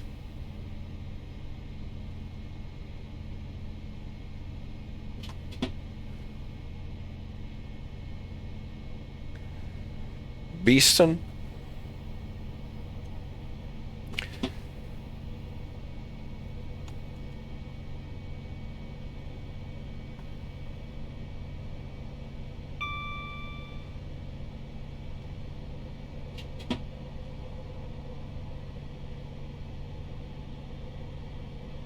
And unfortunately the overlay miniature stoplights are not modeled in the game. There is just a gate.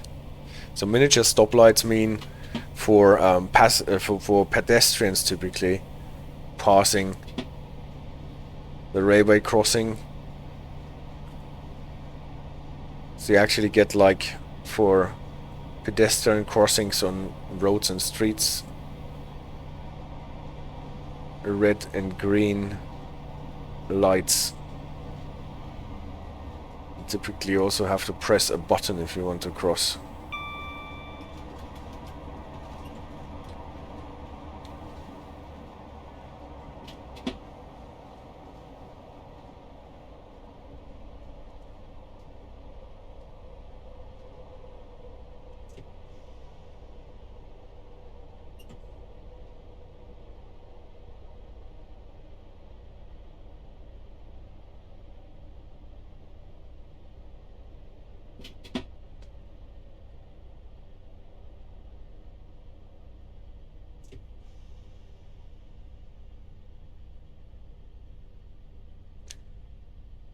Beeston, Forks, last exit before Nottingham.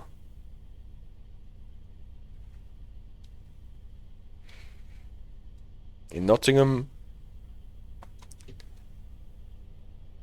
we have actually a quite famous switch here in the game, because it is one of the rare switches that are utterly pointless and still work.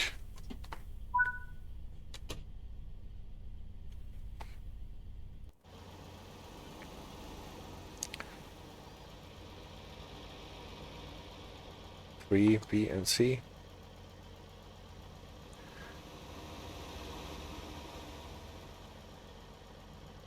There are quite though different types of crossings in the UK. Yeah, Nick, totally. There are so many different acronyms and different kinds of crossings.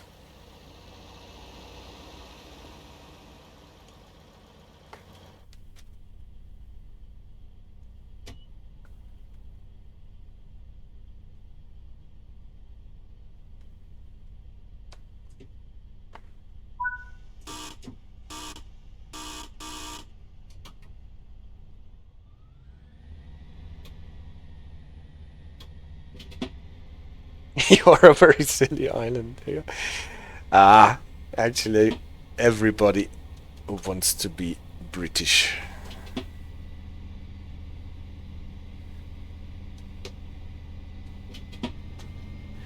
Well, no. The thing is, I'm so happy that there are so many different countries and cultures in this world, and wherever you go, there are so many great people. Among all the other idiots that you find there as well. It's a great thing that we have so many different countries and cultures and languages and ways to pronounce Leicester and Borough in the world. Not so easy getting the detailed info on some of the crossings. Yeah, that is true. Even if you're looking in the train driver's handbook, you think, now I know them all, and then you find that there are still many different versions. Some of them outdated then, and some of them just called differently. Some of them are then described in the sectional appendices.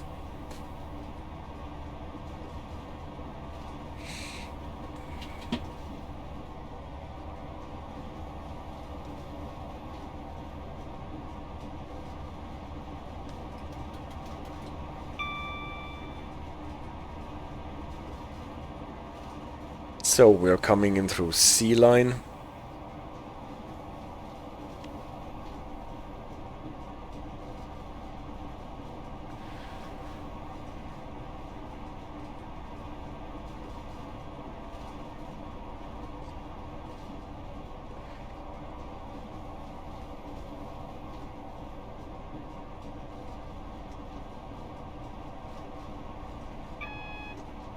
Double yellow. Yes. In a slightly evil kind of way, I hope there's a Welsh DLC at some point, maybe.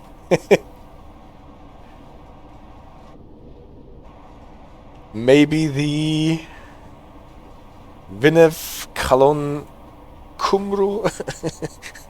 No, you tell me how this can be pronounced properly.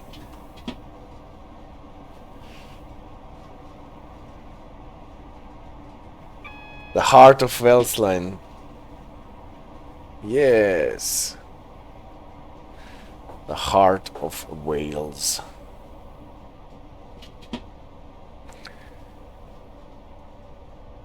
I'd love to have a Welsh route.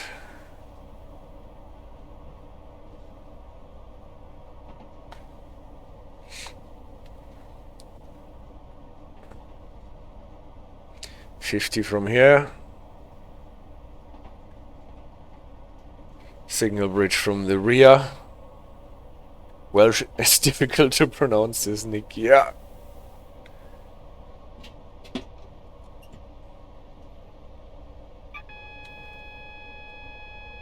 Come on, don't lag. I have to stop in front of those signals.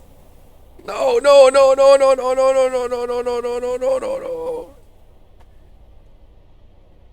And I sped it.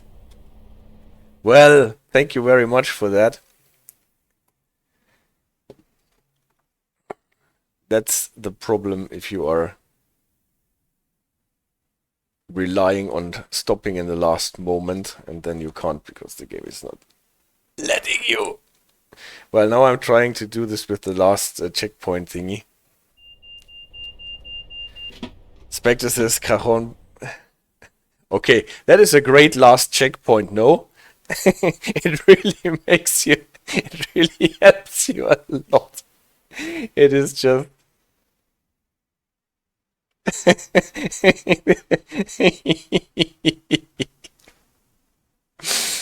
This is no working out. Whoops. Good thing that we have this feature. Well, yeah. I have to admit this was my there's nobody to blame but me for this splat, because I did not take the yellow aspect seriously and thought, the signal will turn anyway until I get there. But they didn't. So please, folks, take the yellow aspect seriously and slow down to not more than 20 miles at the magnet for the red signals. Otherwise, you will just spat out like I did. But I wanted to show the pointless point, at least, would happen on that DB route. Where is Spider-Man when you need him? Yeah, right, he has to throw some sand on the track to stop me from SPADing. Nah. Well, I need a service that starts in Nottingham, like this one here.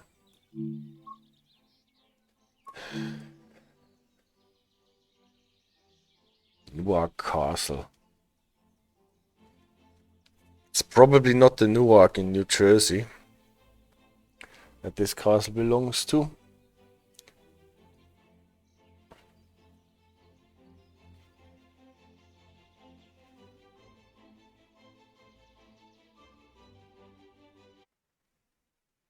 So, yeah, I think that the switch that I'm talking about is the one here. That sends you either to this platform over there, or the one with the shorter track.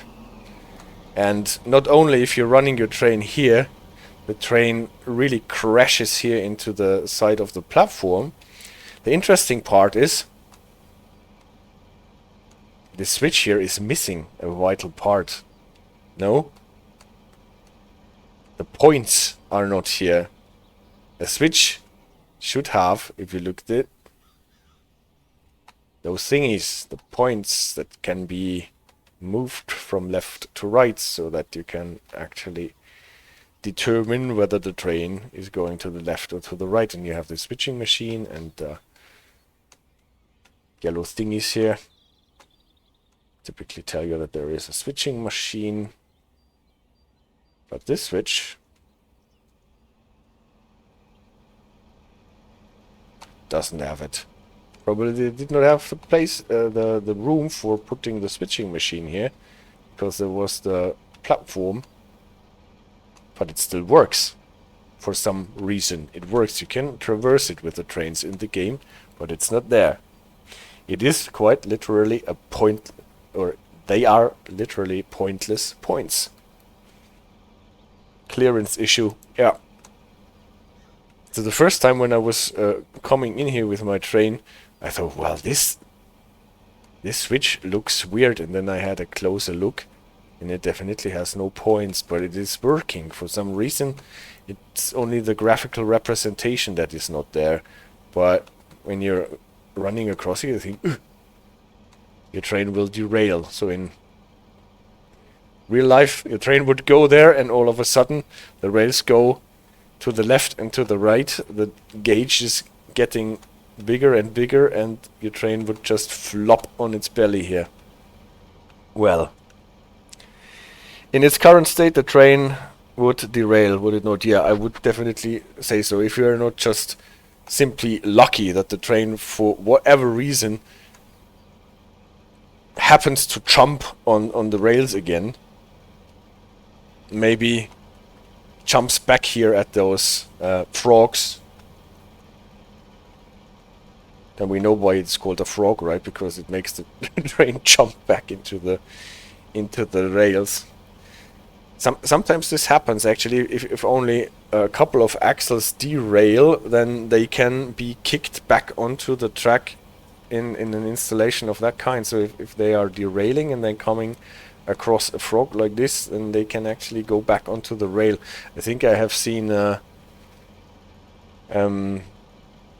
video on the the National Transportation Safety Board, the NTSB side, where you can see a train in the New York area derailing and then jumping back on the trails, on the rails, in a situation like this. But here I'm most certain that the train coming this way would just derail. The other way around, it might work,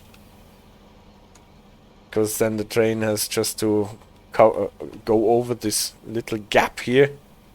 So if you're lucky, it won't derail probably, but this way, it's just like when you're going ice skating and all of a sudden your left foot and your right foot are just going left or right, and then the train will fall onto the belly. Broad gauge, yes.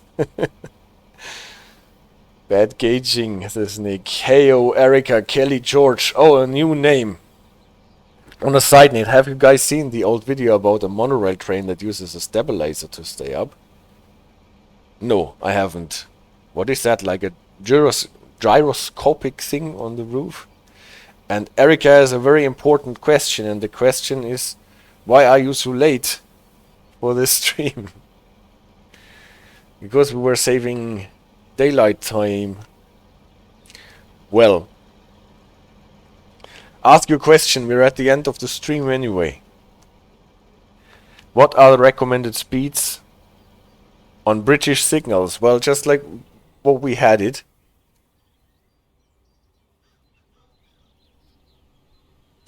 Depends on the speed limit of the track, that is true. What is generally accepted is that before you go to the red signal, as soon as you pass the AWS magnet in front of it, you should not be faster than 20 on a passenger train and not faster than 15 on a freight train here. And I found it always quite helpful to slow down more or less to 30 after a single yellow. A bit like with an American approach that typically sends you down to medium speed 30. Like if I'm passing a caution, is there a speed limit? There is no hard speed limit. This is more or less best practice rules, right? And sometimes you have those TPWS overspeed sensor loops that stop you if you are faster than a certain speed. But this depends from track to track, so you actually need to know that in your route knowledge.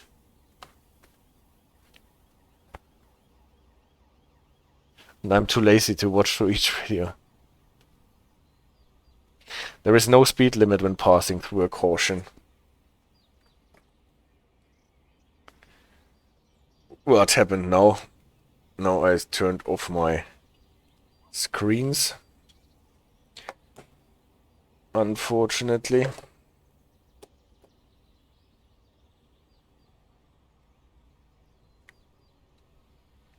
Typically when I get a double yellow, I let the train more or less coast down to like 40-ish, 50-ish, and on a single yellow down to 30 and then to 20 at the magnet. But there are no...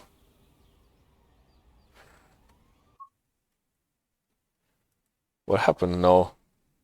Am I still... it all got carried over to the other screen.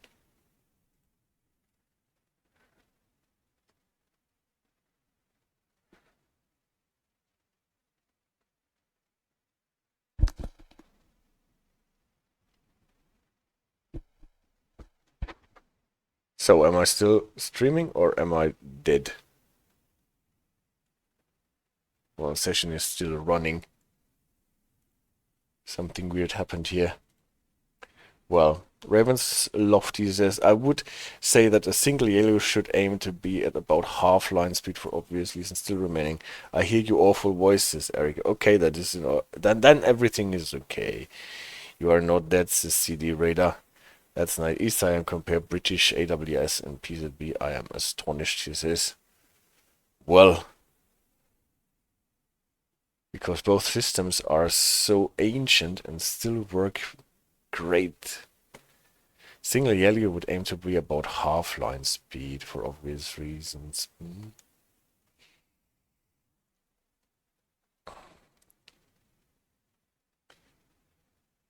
And Nick says I tend to do a heads up on the double yellow.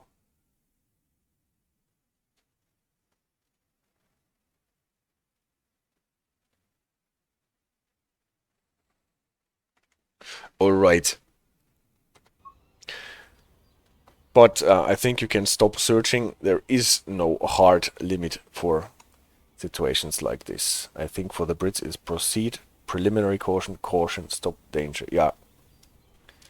Green, double yellow, single yellow, red, unless you are on a line that only has a 3 aspect or 2 aspect signaling. Then you have a single yellow only without the preliminary caution. He's got to kidnap an London North East Railway employee and ask them. AWS is a lot more permissive than PZB. I guess it is definitely. A lot of stuff that in the PZB system, the PZB stuff on the train does is done with the TPWS installations on the track, right? Way too permissive. Yeah. Would not have happened on the German railroad. What just happened to me, there was...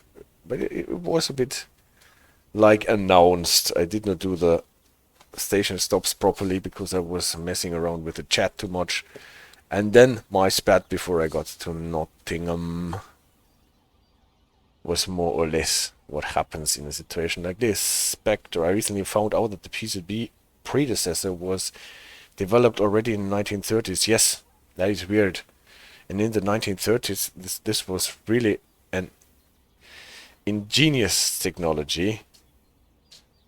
PCB Zwangsbremsung, sue the moment I hit 85. Don't stream and drive trains. Yeah, that's true. Don't read the chat when you're driving trains. And don't think about too many different things at the same time. More room for error with... Yeah, that's true. AWS actually allows you more error, but depends. Well, I think you can work with both systems in a great way. And a proper system would be like Access, or even the KVB is much more advanced. The ZUP that we have on the GNT lines. Drunk stream when? Well, this will happen sometime if it goes on along this line. Up for debate. In UK running you have much more time to slow down than the 1 kilometer that PZB gives you. That is probably definitely true. And how do I feel about chasing the yellows? Well, I typically love it. I love those empty coach moves in the game where you're actually running on yellows and then have to stop in between every now and then. And then CD Radar says 1 mil subs on YouTube and 1,000 subs on Twitch, and then I will do a drunk stream. Well, I can do it. Take a shot, wood alcohol. Wood alcohol, no. Whenever you pass a signal, try not to die. This is a bit too harsh. There are too many signals in the game. There is this one German YouTuber who is really an expert in train things. And he does this Trinkspiel stuff. Whenever someone made a mistake, they drink. And Nick says, my wife talked to me and I missed the station. Yeah. There is this monorail with the gyroscopic thingy. I will look at it later. At the moment I've got my dog sitting half on my lap, so I have only one hand actually to operate all the stuff here. Divorce now. Okay guys, it was a bit chaotic in the end, but nevertheless, thank you so much. Yes, I pat the dog. And they want to go out for the 4th time today, right? So we will go out soon.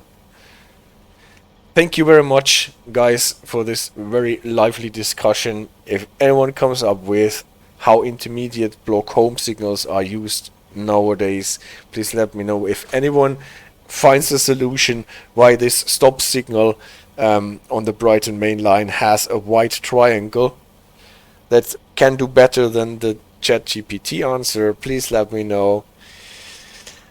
Was fun with you. Keep it up. Thank you so much for the support and have a nice time.